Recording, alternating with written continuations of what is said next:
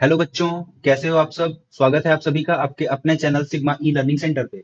और आज हम पढ़ने वाले हैं कैपेसिटर एंड कैपेसिटेंस का पार्ट 2। आज हम इसका सेकंड लेक्चर पढ़ने वाले हैं। इस लेक्चर में हम डिस्कस करने वाले हैं आज कि जब हम एक पैरेलल प्लेट कैपेसिटर में अगर डाई इलेक्ट्रिक मटेरियल को इंट्रोड्यूस कराते हैं तो उसकी जो इलेक्ट्रिक फील्ड होती है, उसकी जो एनर्जी स्टोर होती है, उसका जो कैपेसिटेंस होता है, उसमें क्या चेंज होता है। उसके बाद बेटा हम पढ़ने वाले हैं जो एनर्जी कैपेसिटर में स्टोर होती है उसका फॉर्मूला क्या होता है। तो सर हम अपना लेक्चर स्टार्ट करें इससे पहले आप प्लीज पहले वीडियो को लाइक कर देना। अगर वीडियो पसंद आएगा तो लास्ट में कमेंट कर देना और चैनल को अभी के अभी सब्सक्राइब कर देना।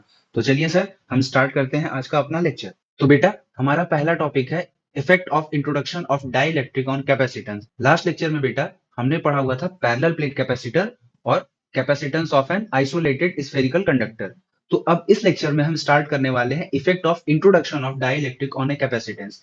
इसमें हम देखेंगे कि अगर हम किसी कैपेसिटर के बीच में जो गैप होता है उसमें अगर कोई डाई इलेक्ट्रिक मटेरियल फिल कर देते हैं तो उस कैपेसिटर की कैपेसिटी इंक्रीज होती है या डिक्रीज होती है as compared to its initial condition. पहले हम डाई इलेक्ट्रिक को वैक्यूम मानेंगे और उस केस में पैरेलल प्लेट्स के बीच का कैपेसिटेंस कैलकुलेट करेंगे। उसके बाद हम कोई और मटेरियल रखेंगे डाई इलेक्ट्रिक का और फिर हम दोबारा उसका कैपेसिटेंस कैलकुलेट करेंगे और फिर हम दोनों को कंपेयर कर देंगे तो हमें पता चल जाएगा कि इसकी कैपेसिटी बढ़ रही है या घट रही है। ठीक है, तो चलिए सर स्टार्ट करते हैं पैरेलल प्लेट कैपेसिटर के पुराने वाले केस में जिसमें हम डाइलेक्ट्रिक मटेरियल वैक्यूम को मान के अपना लेक्चर स्टार्ट करेंगे। अब ये देखो बेटा, यहाँ पे मैंने पूरा फिगर पहले से बना के रखा था ताकि आप लोग को समझाने में आसानी हो। देखो बेटा क्या होता है पैरेलल प्लेट कैपेसिटर, मैंने आपको बताया था आप इसको बैटरी से कनेक्ट करोगे, यहाँ पे पॉजिटिव चार्ज आएगा, यहाँ पे निगेटिव चार्ज आएगा। अगर आपने ये चीजें नहीं पढ़ी हैं तो आप इसका पहला लेक्चर देख लो, पार्ट 1। वो मैं यहाँ पे आई बटन में टैप कर दूंगा, आपको यहाँ पे शो होगा तो आप क्लिक करके देख सकते हो। अदरवाइज आप प्लेलिस्ट में भी जाके देख सकते हो, प्लेलिस्ट आपको डिस्क्रिप्शन में मिल जाएगी। ठीक है बेटा, तो बेटा यहाँ देखो पॉजिटिव चार्ज आ जाता था और यहाँ पे निगेटिव चार्ज आ जाता था। तो अब बेटा इस प्लेट पे पॉजिटिव चार्ज, इस प्लेट पे निगेटिव चार्ज, दोनों प्लेट का एरिया सेम होता था। तो दोनों प्लेट पे बेटा जो सरफेस चार्ज डेंसिटी आती थी वो सिग्मा आती थी, बस उसका साइन अलग होता था। इधर पॉजिटिव चार्ज की वजह से होता था तो प्लस सिग्मा, इधर माइनस चार्ज की वजह से होता था, निगेटिव चार्ज की वजह से होता था, इसलिए माइनस सिग्मा। ओके, और सिग्मा का फॉर्मूला क्या होता था, क्यू बाई ए। सिग्मा क्या होता था, Q by A magnitude wise. अभी आप उसका साइन मेंशन नहीं कर रहे हो तो सिग्मा की जो मैग्नीट्यूड आती थी वो चार्ज पर यूनिट एरिया आती थी। बेटा इस प्लेट की वजह से, पॉजिटिव वाली प्लेट की वजह से जो इलेक्ट्रिक फील्ड निकल के आती थी वो कितनी होती थी बेटा, वो होती थी सिग्मा अपॉन 2 एप्सिलॉन नॉट। ये हमने लास्ट लेक्चर में किया हुआ है। और जो निगेटिव की वजह से निकल के आती थी बेटा वो क्या होती थी, वो भी होती थी सिग्मा अपॉन 2 एप्सिलॉन नॉट। अब जो पॉजिटिव चार्ज की वजह से निकल के आती थी वो इस डायरेक्शन में जाती थी और जो निगेटिव चार्ज की वजह से निकल के आती थी वो भी इसी डायरेक्शन में जाती थी। इसलिए बेटा जो नेट इलेक्ट्रिक फील्ड है वो क्या निकल के आती थी, sigma upon 2 epsilon not plus sigma upon 2 epsilon naught. Okay, तो इसको आप लिखते थे तो क्या आता था, 2 sigma upon 2 epsilon not, that means sigma upon epsilon naught. तो बेटा ये आपका आता था फॉर्मूला।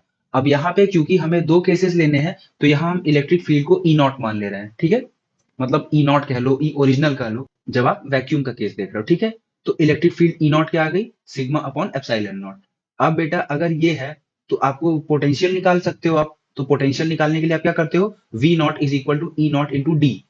ई नॉट क्या है, electric field between the plates, और डी क्या है, गैप बिटवीन द प्लेट्स। यहाँ पे जो दोनों प्लेट्स हैं इनके बीच का गैप क्या है, स्मॉल डी है। ओके, तो वी नॉट क्या आ गया, sigma D upon epsilon not, क्योंकि ई नॉट की वैल्यू है सिग्मा अपॉन एप्सिलॉन नॉट। और सी नॉट की वैल्यू क्या आ जाएगी, Q epsilon not sigma by D. कैसे बेटा, सी नॉट की वैल्यू जो होती है वो कैसे निकलती है, सी नॉट की वैल्यू हम निकालते थे बेटा क्यू बाई वी नॉट। अब वी नॉट की वैल्यू बेटा आपने पहले ही निकाल रखी है, वी नॉट की वैल्यू है sigma D upon epsilon naught. V naught की वैल्यू यहां से आ गई sigma D upon epsilon naught. अब सिग्मा की वैल्यू यहां पुट कर दो तो क्या हो जाएगा, Q D upon epsilon naught into A, यही आएगा। और ये वैल्यू जब आप यहाँ पे उठा के पुट करोगे तो आपको सी नॉट की वैल्यू मिल जाएगी epsilon naught A by D. ये आपका पहला केस हो गया जब आपने कैपेसिटर्स के बीच में जो डाइलेक्ट्रिक है उसको वैक्यूम माना है। ठीक है, आपने वैक्यूम को माना है, तब ये आता है। अब अगले केस पे चलते हैं बेटा। तो देखो बेटा ये भी मैंने आपको पढ़ाया हुआ है, ये डाइलेक्ट्रिक्स के लेक्चर में पढ़ाया हुआ है। तो अभी मैं इसको शॉर्ट में करूंगा, तो अगर आपको कोई दिक्कत होती है तो आई टैब में क्लिक करके आप देख लेना, वहां पर आपको इसका भी लेक्चर मिल जाएगा। ओके, देखो बेटा नॉर्मल कंडीशन में क्या है, ये आपकी प्लेट्स हैं, मेटालिक प्लेट्स हैं, इनका एरिया ए है, इनके बीच का जो गैप है वो डी है, और इनके बीच में कोई डाई इलेक्ट्रिक मटेरियल फील्ड है, ठीक है। तो उसके एटम्स बिल्कुल आराम से बैठे हुए हैं, अभी कोई इलेक्ट्रिक फील्ड जनरेट नहीं हो रही है। फिर जैसे ही बेटा आप इसको सर्किट से कनेक्ट करोगे, मतलब बैटरी लगाओगे या किसी भी तरीके से आप चार्ज दोगे, तो क्या हो जाएगा बेटा, मान लो यहाँ पे आपने बैटरी से कनेक्ट किया, तो पॉजिटिव टर्मिनल की वजह से सारे इलेक्ट्रॉन इधर आ गए, फर्स्ट लेक्चर में बताया हुआ है। तो यहाँ पे क्या हो गया, एक प्लस क्यू चार्ज जनरेट हो गया, और यहाँ पे similarly minus Q charge generate हो गया। अब बेटा पहले क्या होता था कि प्लस क्यू चार्ज जनरेट हुआ, माइनस क्यू चार्ज जनरेट हुआ, तो यहाँ पे सरफेस चार्ज डेंसिटी आ गई प्लस सिग्मा, यहाँ पे आ गई माइनस सिग्मा। लेकिन बेटा अब यहाँ पे एक कैच है, यहाँ पे अप्लाई होता है प्रोसेस ऑफ पोलराइजेशन। तो प्रोसेस ऑफ पोलराइजेशन क्या कहता है कि सर अगर कोई एटम है जो न्यूट्रल है और उसको आप इलेक्ट्रिक फील्ड के कांटेक्ट में ले आते हो, तो होगा क्या सर कि जो निगेटिव चार्ज है सर वो इस साइड आ जाएगा और पॉजिटिव चार्ज इस साइड रिपेल हो जाएगा। तो मतलब जो एटम है वो खुद को रीओरिएंट कर लेगा इलेक्ट्रिक फील्ड की डायरेक्शन के अलोंग, और यही प्रोसेस क्या कहलाता था, पोलराइजेशन। तो बेटा यहाँ पे पोलराइजेशन हो गया, तो ये निगेटिव चार्ज इधर आ गया, ये पॉजिटिव चार्ज इधर आ गया, और जो अंदर है इनके ऊपर कोई फर्क नहीं पड़ रहा है, इनके ऊपर कोई फर्क नहीं पड़ने वाला इलेक्ट्रिक फील्ड का। तो अल्टीमेटली बेटा एक केस क्या बन गया, एक केस बन गया कि आपके पास पॉजिटिव चार्ज है और आपके पास इंड्यूस्ड निगेटिव चार्जेस हैं। अब ये बेटा निगेटिव चार्जेस जो हैं ये किसकी वजह से आए हैं, पोलराइजेशन की वजह से आए हैं, और ये कहाँ पे हैं, ये मेटल की सरफेस पे आ गए हैं, एकदम मेटल की सरफेस पे आ गए हैं। तो इनका भी तो आप सरफेस चार्ज डेंसिटी निकाल सकते हो, इनकी सरफेस चार्ज डेंसिटी क्या हो जाएगी, इनकी सरफेस चार्ज डेंसिटी हो जाएगी। लेकिन अभी एक बात बताओ, अभी क्या इसकी नेट सरफेस चार्ज डेंसिटी अगर आप देखोगे, नेट सरफेस चार्ज डेंसिटी, तो पहले यहाँ पे सिर्फ सिग्मा चार्ज हुआ करता था, मतलब Q amount of charge per unit area फैला होता था। लेकिन बेटा अभी ऐसा नहीं है, अभी यहाँ पे निगेटिव चार्ज भी है। तो जो पॉजिटिव चार्ज है यहाँ पे बेटा, यहाँ पे पॉजिटिव चार्ज है और यहाँ पे निगेटिव चार्ज है, तो मतलब जो नेट चार्ज है बेटा वो कुछ कम हो जाएगा। अगर पहले पूरा चार्ज क्यू था, तो अब उसमें से कुछ चार्ज घट जाएगा निगेटिव का, और ये नया चार्ज क्या बन जाएगा, क्यू डैश। बात समझो, यहाँ पे अगर समझ लो कि 100 पॉजिटिव चार्ज थे और ये 30 आपके निगेटिव चार्जेस आए, तो नेट चार्ज अब प्लेट पे कितना रह गया, 70 ही रह गया ना, 70 रह गया, और एरिया अभी भी वही है। तो सरफेस चार्ज डेंसिटी चेंज हो जाएगी ना, बिल्कुल हो जाएगी। Net surface charge density change होके क्या हो जाएगी, sigma minus sigma P, positive plate के लिए, और निगेटिव प्लेट के लिए क्या हो जाएगी, माइनस कॉमन लेके सिग्मा माइनस सिग्मा पी। क्योंकि यहाँ पे क्या है बेटा, आपकी जो मेन डेंसिटी है वो है माइनस सिग्मा, और इसमें आप प्लस करोगे सिग्मा पी, तो जब आप माइनस कॉमन ले लोगे तो क्या आएगा, सिग्मा पी। यानी कि अब इलेक्ट्रिक फील्ड का फॉर्मूला निकालने के लिए अगर आपको सिग्मा का मैग्नीट्यूड लिखना होगा तो आप क्या लिखोगे, सिग्मा माइनस सिग्मा पी। मतलब अब जो नई सरफेस चार्ज डेंसिटी है वो सिग्मा माइनस सिग्मा पी है। यानी कि अगर अब आपको इलेक्ट्रिक फील्ड लिखनी होगी नई वाली, तो क्या लिखोगे, E is equal to sigma minus sigma P upon epsilon naught. Okay बेटा, आगे चलो। अब देखो बेटा, ये जो इलेक्ट्रिक फील्ड होती है इसका फॉर्मूला क्या आता है, सिग्मा अपॉन एप्सिलॉन नॉट। तो बेटा एक बात बताओ, ये सिग्मा है क्या, चार्ज पर यूनिट एरिया। अगर एरिया कांस्टेंट रख दो, एरिया को मारो गोली, एरिया कांस्टेंट है, तो इलेक्ट्रिक फील्ड चार्ज पे डिपेंड करती है। अगर E प्रोपोर्शनल टू Q है तो E proportional to Q by A भी होगा, यानी कि E प्रोपोर्शनल टू सिग्मा भी होगा। वैसे भी आप यहाँ से देख सकते हो, एप्सिलॉन नॉट को हटाओगे तो यहाँ प्रोपोर्शनैलिटी आ जाएगी। मतलब जो इलेक्ट्रिक फील्ड की स्ट्रेंथ है दोनों प्लेट्स के बीच, वो उनकी सरफेस चार्ज डेंसिटी पे डिपेंड करेगी। जितनी ज्यादा सरफेस चार्ज डेंसिटी होगी उतनी ज्यादा उनके बीच में इलेक्ट्रिक फील्ड होगी, दोनों प्लेट्स के बीच में। यही चीज लिखी हुई है, where E is the electric field between the plates of the conductor. लेकिन बेटा आपको एक चीज ये भी पता है कि जितनी ज्यादा इलेक्ट्रिक फील्ड दोनों प्लेट्स के बीच में होगी उतना ही ज्यादा पोलराइजेशन होगा, है कि नहीं। सिंपल सी बात है बेटा, इलेक्ट्रिक फील्ड की वजह से ही पोलराइजेशन हो रहा है। जितना ज्यादा इलेक्ट्रिक फील्ड उतना ज्यादा पोलराइजेशन, यानी कि polarisation is directly proportional to the electric field between the conducting plates. ठीक। और बेटा आपको पता है कि जितना ज्यादा पोलराइजेशन होगा उतना ही ज्यादा चार्ज इंड्यूस होगा पोलराइजेशन की वजह से, और जितना ज्यादा चार्ज इंड्यूस होगा पोलराइजेशन की वजह से उतनी ही ज्यादा चार्ज पर यूनिट एरिया बढ़ेगा, यानी कि चार्ज डेंसिटी बढ़ेगी ड्यू टू पोलराइजेशन। और वैसे भी ये पिछले लेक्चर में, डाइलेक्ट्रिक वाले लेक्चर में ये प्रूफ करवाया गया है कि polarisation is equal to surface charge density due to polarisation. Polarisation vector होता है बेसिकली ये बेटा, जो बताता है कि पर यूनिट वॉल्यूम आपने कितना डाइपोल मोमेंट जनरेट किया है। ठीक है, बेसिकली मतलब कितना पोलराइज हुआ है। तो अब यहाँ से आपको क्या मिल गया बेटा कि पोलराइजेशन जो होता है वो किससे मेजर होता है, surface charge density due to polarisation. एक चीज और आपको मिल गई, मतलब बेटा देखो अभी आप पोलराइजेशन किस पे डिपेंड कर रहा था, इलेक्ट्रिक फील्ड पे। मतलब जितनी ज्यादा इलेक्ट्रिक फील्ड रहेगी दोनों प्लेट्स के बीच में उतना ज्यादा पोलराइजेशन होगा, जितना ज्यादा पोलराइजेशन होगा उतने ज्यादा चार्जेस इंड्यूस्ड होंगे प्लेट्स पर, और जितने ज्यादा चार्जेस प्लेट पे इंड्यूस होंगे उतनी ही ज्यादा इंड्यूस्ड चार्ज के कारण सरफेस चार्ज डेंसिटी भी इंक्रीज होगी, मतलब सिग्मा पी इंक्रीज होगा। यानी कि हम लिख सकते हैं sigma P is directly proportional to E. Okay, यहां तक कोई दिक्कत? अगर कोई दिक्कत है इसको रिपीट करके देख लेना, समझ में आ जाएगा। लेकिन बेटा आपको एक बात पता है कि जो सिग्मा है वो हमेशा सिग्मा पी से बड़ा रहेगा किसी भी इलेक्ट्रिक फील्ड वैल्यू के लिए, क्योंकि बेटा जैसे जैसे आप इलेक्ट्रिक फील्ड बढ़ाओगे, एक कंडक्टर है और एक इंसुलेटर है, तो कंडक्टर के पास ज्यादा फ्री इलेक्ट्रॉन्स है, तो बताओ बेटा वो ज्यादा पोलराइज होगा या फिर इंसुलेटर। मतलब बेसिकली कहने का ये है कि जो चार्जेस हैं वो कंडक्टिंग प्लेट्स पे ज्यादा इकट्ठे होंगे या इंसुलेटिंग जो मटेरियल है उसमें ज्यादा इकट्ठे होंगे। किसी भी मटेरियल में अगर एक कंडक्टर है और एक इंसुलेटर है तो कंडक्टर हमेशा ज्यादा चार्ज प्रोड्यूस करेगा इलेक्ट्रिक फील्ड में। मतलब जो आपका चार्ज है कंडक्टर पे वो हमेशा ज्यादा होगा as compared to the charge on dielectrics. तो बेटा surface charge density on the conducting plates हमेशा हायर होगी, surface charge density due to polarisation हमेशा हाई होगी। अभी अब देखो यहाँ मैं सब कुछ मर्ज करने जा रहा हूँ, अभी तक जो पढ़ाया है इलेक्ट्रिक फील्ड किस पे डिपेंड करती है, surface charge density of conductors. ठीक है बेटा, और बेटा आपको ये भी पता है पोलराइजेशन किस पे डिपेंड करता है, इलेक्ट्रिक फील्ड पे, और पोलराइजेशन जितना ज्यादा होगा उतना ही ज्यादा पोलराइज्ड सरफेस चार्ज डेंसिटी होगी। अब बेटा एक बात बताओ, जितने ज्यादा चार्जेस कंडक्टिंग प्लेट पे आएंगे उतनी ही स्ट्रॉन्ग इलेक्ट्रिक फील्ड होगी। मतलब अगर हम सिग्मा को बढ़ाएंगे तो क्या बढ़ेगा, इलेक्ट्रिक फील्ड जो है वो भी बढ़ेगी, और इलेक्ट्रिक फील्ड बढ़ेगी तो क्या बढ़ेगा, पोलराइजेशन, और पोलराइजेशन बढ़ेगा तो क्या बढ़ेगा, सिग्मा पी, मतलब surface charge density due to polarisation. Okay, और बेटा आपको पता है कि हमेशा सिग्मा में जो इंक्रीमेंट होगा वो हमेशा ग्रेटर होगा सिग्मा पी में हुए इंक्रीमेंट से। मतलब जब भी आप सिग्मा की वैल्यू बढ़ाओगे, जब भी आप सिग्मा की वैल्यू बढ़ाओगे तो सिग्मा पी की भी वैल्यू बढ़ेगी, लेकिन एज कंपेयर टू सिग्मा उसकी वैल्यू कम बढ़ेगी। मतलब कि सिग्मा और सिग्मा पी के बीच का जो डिफरेंस है वो भी बढ़ेगा। जैसे जैसे आप इलेक्ट्रिक फील्ड बढ़ाते जाओगे वैसे वैसे सिग्मा और सिग्मा पी के बीच का जो गैप है वो भी बढ़ते जाएगा। यानी कि बेटा हम ये लिख सकते हैं कि जो सिग्मा माइनस सिग्मा पी है ये किसके प्रोपोर्शनल है, सिग्मा के। बेसिकली इलेक्ट्रिक फील्ड के प्रोपोर्शनल है और इलेक्ट्रिक फील्ड सिग्मा के प्रोपोर्शनल है। समझ में आई बात? अगर ये समझ में आ गया तो आपको सब कुछ समझ में आ गया। ये एक लाइन एक लास्ट बार मैं आपको बता रहा हूँ, प्लेट पे पॉजिटिव चार्ज है, ठीक, इसकी वजह से इलेक्ट्रिक फील्ड है, और इलेक्ट्रिक फील्ड की वजह से क्या हो रहा है, इंसुलेटर में पोलराइजेशन हो रहा है, तो ये इलेक्ट्रॉन्स देंगे साइड में, इंड्यूस करेंगे, लेकिन बेटा इनका नंबर हमेशा इन पॉजिटिव चार्ज के नंबर से कम रहेगा।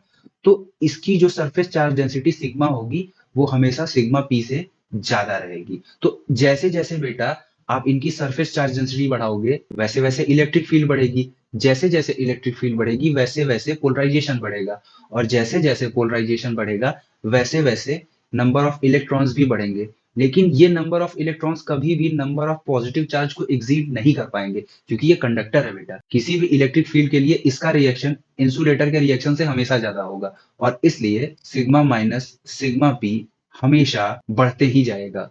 ठीक है, जैसे जैसे आप सिग्मा बढ़ाओगे वैसे वैसे बढ़ते जाएगा, तो इसीलिए हमने इसको लिखा हुआ है कि sigma minus sigma P is directly proportional to sigma. Okay, अब बेटा प्रोपोर्शनैलिटी कांस्टेंट हटाते हैं तो हम इसको सिग्मा अपॉन के लिखते हैं, ये कैपिटल के है, इसको डाइलेक्ट्रिक कांस्टेंट बोलते हैं ऑफ द डाइलेक्ट्रिक मटेरियल। मतलब हमने जो डाइलेक्ट्रिक मटेरियल यूज किया है ये उसका डाइलेक्ट्रिक कांस्टेंट है। अब डाइलेक्ट्रिक कांस्टेंट की डेफिनेशन भी आपको लेक्चर में दे दी गई है, तो आप डाई इलेक्ट्रिक वाला पार्ट देख सकते हो। अब बेटा देखो जो हमारा दूसरा केस है जिसमें हम डाई इलेक्ट्रिक मटेरियल लेके चल रहे हैं, तो उसमें हम इलेक्ट्रिक फील्ड क्या मान रहे हैं, ई मान रहे हैं। ई की वैल्यू क्या हो जाएगी बेटा, surface charge density upon epsilon naught. तो यहाँ पे सरफेस चार्ज डेंसिटी क्या है, सिग्मा माइनस सिग्मा पी, मतलब surface charge density minus surface charge density due to polarisation upon epsilon naught. यहाँ तक कोई दिक्कत? ये आपका इक्वेशन 1 हो गया। बट यू नो अभी मैंने आपको बताया sigma minus sigma P is equal to sigma upon capital K, तो ये वैल्यू उठा के हम इक्वेशन 1 में पुट कर दे रहे हैं।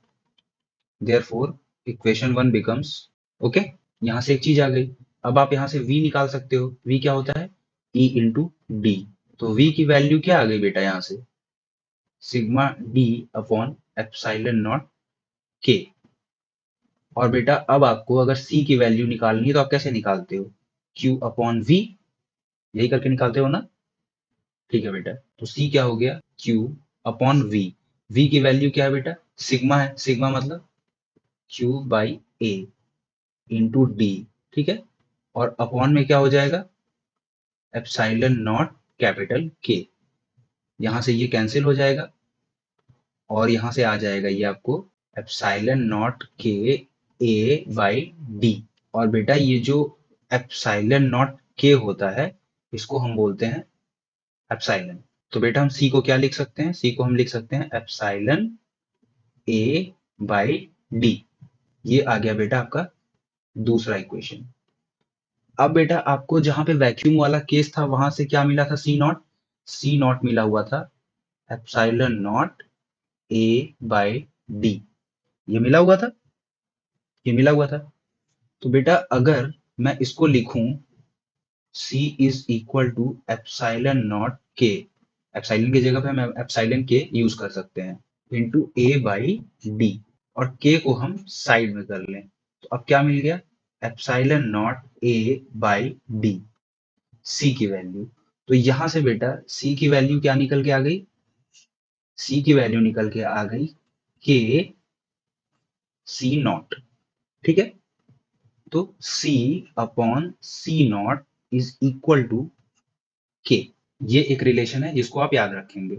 ओके भैया, अब यहां से एक रिलेशन आप और निकाल सकते हो, K is equal to epsilon upon epsilon naught. अब बेटा आपको पता है सिर्फ वैक्यूम के लिए K इज इक्वल टू 1 होता है, वैक्यूम के लिए K इज इक्वल टू 1 होता है। तो अगर हम यहाँ K is equal to 1 put कर दें तो क्या हो जाएगा, epsilon is equal to epsilon naught. किसके लिए, for vacuum. For any other dielectric K is always greater than 1। अगर हम वैक्यूम के अलावा कोई और चीज लेते हैं तो K is always greater than 1। In that case C upon C naught is also greater than 1, क्योंकि K इज ग्रेटर देन 1, तो C is greater than C naught. यहां से क्या निकल के आई एक चीज कि capacitance increases as we introduce dielectric material between the plates. मतलब जब हम कोई डाई इलेक्ट्रिक मटेरियल प्लेट्स के बीच में इंट्रोड्यूस करवाते हैं तो हमेशा प्लेट का कैपेसिटेंस बढ़ जाता है। और अगर वैक्यूम की बात रहेगी तब क्या होगा, C upon C naught is equal to 1, that means C is equal to C naught. तब दोनों केसेस में चाहे आप डाइलेक्ट्रिक इंट्रोड्यूस करो या ना करो, क्योंकि वैक्यूम तो हमने पहले ही माना हुआ है, तो वही बात रहेगी। ठीक है, तो चलिए सर, आई होप आपको ये समझ में आया होगा। आगे चलते हैं। Energy stored in a capacitor, बहुत ही छोटा और बहुत ही प्यारा टॉपिक है। हमें बेटा पता करना है कि एक कैपेसिटर में कितनी एनर्जी स्टोर होती है अगर उस पे क्यू चार्ज है। ओके, चलो बेटा कोई भी रैंडम शेप हम दो कंडक्टर बना लेते हैं। ये है कंडक्टर 1 और ये है कंडक्टर 2।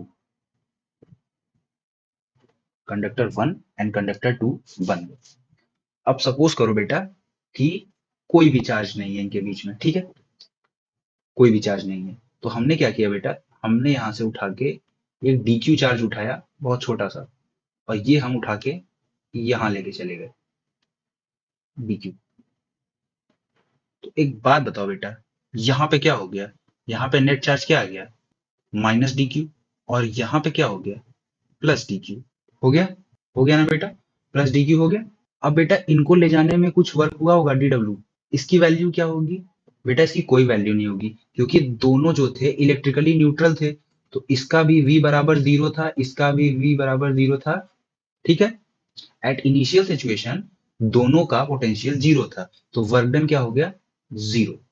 अब बेटा जब एक चार्ज ट्रांसफर हो गया पॉजिटिव का डीक्यू पे, तो यहाँ पे एक निगेटिव डीक्यू चार्ज आ गया। ठीक है, अब ये बॉडीज जो है ये कंडक्टिंग बॉडीज हैं, तो ये जो डीक्यू चार्ज है और ये जो माइनस डीक्यू चार्ज है ये इनकी पूरी बॉडी पे यूनिफॉर्मली स्प्रेड हो जाएगा, डिस्ट्रीब्यूट हो जाएगा। अब इस चार्ज की वजह से बेटा यहाँ पे एक पोटेंशियल होगा डीवी, और यहाँ भी एक छोटा सा पोटेंशियल होगा माइनस डीवी।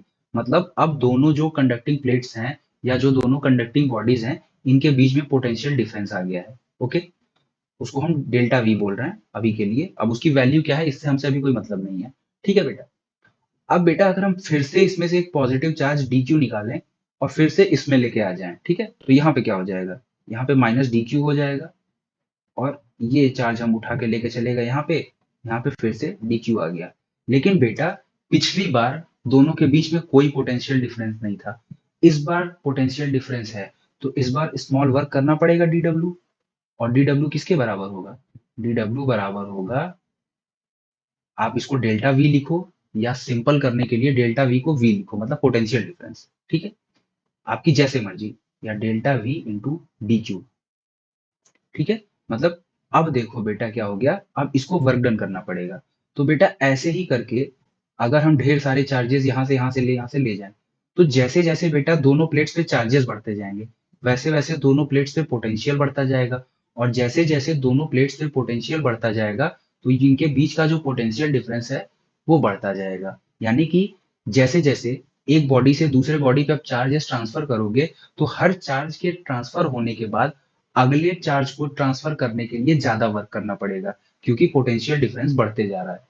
मतलब आपने दूसरा चार्ज ट्रांसफर किया तो आपने डी डब्ल्यू वर्क किया, जब आप तीसरा चार्ज ट्रांसफर करोगे तो जो आप वर्क करोगे वो डी डब्ल्यू से ज्यादा होगा। और बेटा ऐसे कर करके मान लो आपने इस बॉडी पे कितना चार्ज जनरेट कर दिया, प्लस क्यू, और इस बॉडी पे कितना चार्ज जनरेट कर दिया, माइनस क्यू, और इनके बीच का जो पोटेंशियल डिफरेंस है वो डेल्टा वी हो गया। तब बेटा जब आप इतने सारे चार्जेस प्लस क्यू चार्ज को आपने प्लेट 2 से प्लेट 1 पे शिफ्ट किया है, तो इसके शिफ्ट करने में आपने वर्क किया होगा, और वो जो वर्क आपने किया होगा वही इस सिस्टम की पोटेंशियल एनर्जी के फॉर्म में स्टोर हुआ होगा। और यही जो एनर्जी स्टोर होती है इसको हम बोलते हैं energy stored in a capacitor. तो चलिए सर अब इसका फॉर्मूला निकालते हैं।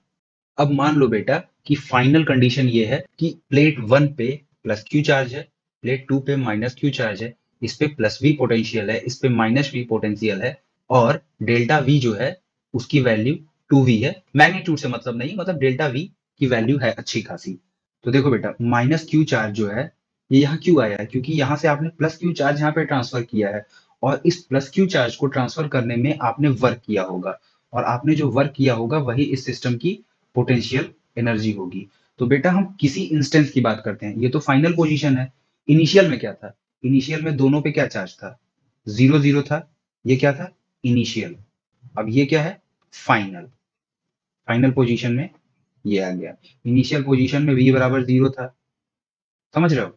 तो अब बेटा हम एक बीच की कंडीशन मान लेते हैं। अब बेटा मान लो एट एनी इंस्टेंस प्लेट 2 से प्लेट 1 पे plus Q dash charge transfer हुआ है, तो यहाँ पे माइनस क्यू डैश चार्ज आ जाएगा, और इन दोनों चार्जेस की वजह से इस पे एक पोटेंशियल डिफरेंस जनरेट होगा दोनों प्लेट्स के बीच में, उसको हम डेल्टा वी बोल रहे हैं, या हम इसको यहाँ पे वी डैश का नाम दे रहे हैं, ठीक है। मतलब दोनों प्लेट्स के बीच का जो पोटेंशियल है वो वी डैश है। अब बेटा एक बात बताओ, इस कंडीशन में वी डैश क्या हो जाएगा, वी डैश की वैल्यू हो जाएगी क्यू डैश अपॉन सी, क्योंकि आपको पता है C is equal to Q by V होता है। तो अब अगर क्यू डैश वी डैश यहाँ रख दो तो ये फॉर्मूला आपको मिल जाएगा। मतलब एट एनी इंस्टेंस इनके बीच का जो पोटेंशियल डिफरेंस है वो बराबर है क्यू डैश अपॉन कैपेसिटेंस के, ठीक है बेटा। अब बेटा मान लो आप छोटा सा चार्ज, बिल्कुल नन्हा सा चार्ज डी क्यू और ट्रांसफर कर रहे हो, ठीक है, नन्हा सा चार्ज डी क्यू डैश ले लो, ये सब डैश है तो ये भी डैश कर लो, ठीक है। आप डी क्यू डैश यहाँ से ट्रांसफर करके यहाँ ले जाना चाहते हो, तो इसके लिए बेटा आपको डी डब्ल्यू वर्क करना पड़ेगा, बिल्कुल करना पड़ेगा सर। तो ये डी डब्ल्यू वर्क बेटा किसके बराबर होगा, डी डब्ल्यू वर्क बराबर होगा potential difference V dash into magnitude of charge. तो मैग्नीट्यूड ऑफ चार्ज क्या है, डी क्यू डैश, छोटा सा चार्ज, ओके। अब यहां से बेटा ये आपको मिल जाएगी वैल्यू, वी डैश की वैल्यू पुट कर दो, Q dash D Q dash upon C. ये किसकी वैल्यू मिल गई, ये आपको डी डब्ल्यू की वैल्यू मिल गई। मतलब एक छोटे से चार्ज को प्लेट 2 से प्लेट 1 पर ले जाने में कितना वर्क करना पड़ेगा, अगर पहले से दोनों प्लेट्स के बीच में एक पोटेंशियल डिफरेंस है, क्योंकि ये लोग पहले ही कुछ चार्ज आपस में ट्रांसफर कर चुके हैं, ओके। एट एनी इंस्टेंस की हम बात कर रहे हैं, इनिशियल और फाइनल तो हमें पता है कि इनिशियल दोनों में 0 था, फाइनल दोनों पे क्यू था, एक पे प्लस क्यू था एक पे माइनस क्यू था। तो बेटा ऐसे ही सारे चार्जेस को ट्रांसफर करने में वर्क करना पड़ा होगा, D W D W D W, हाँ तो उसकी वैल्यू अलग अलग रही होगी पर वर्क करना पड़ा होगा। तो टोटल चार्ज ट्रांसफर करने के लिए कितना वर्क करना पड़ा होगा बेटा, टोटल चार्ज ट्रांसफर करने के लिए हमें डब्ल्यू वर्क करना पड़ा होगा, जो कि बराबर होगा इंटीग्रेशन ऑफ डी डब्ल्यू, ठीक है। और ये बेटा किसके बराबर हो जाएगा, integration of Q dash D Q dash upon C limit running from 0 to Q, मतलब चार्ज 0 से क्यू तक ही जाएगा ना, इतना ही चार्ज आप फिलअप कर सकते हो।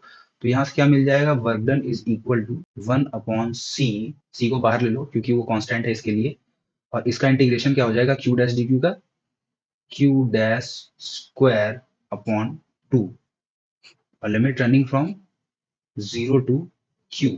अब बेटा ये वैल्यू क्या हो जाएगी, ये हो जाएगी 1 upon C Q square upon 2 minus 0, यानी कि W की वैल्यू क्या निकल के आई, हाफ क्यू स्क्वायर अपॉन सी।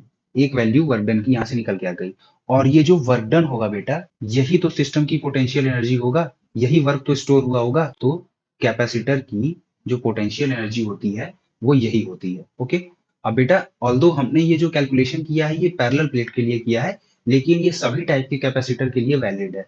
ओके, अब बेटा ऐसा तो है नहीं सिर्फ यही फॉर्म है, क्योंकि आपको पता है आप Q को क्या लिख सकते हो, C भी लिख सकते हो, क्योंकि C is equal to Q by V होता है। तो W का एक और फॉर्म क्या आ जाएगा, हाफ सी वी स्क्वायर।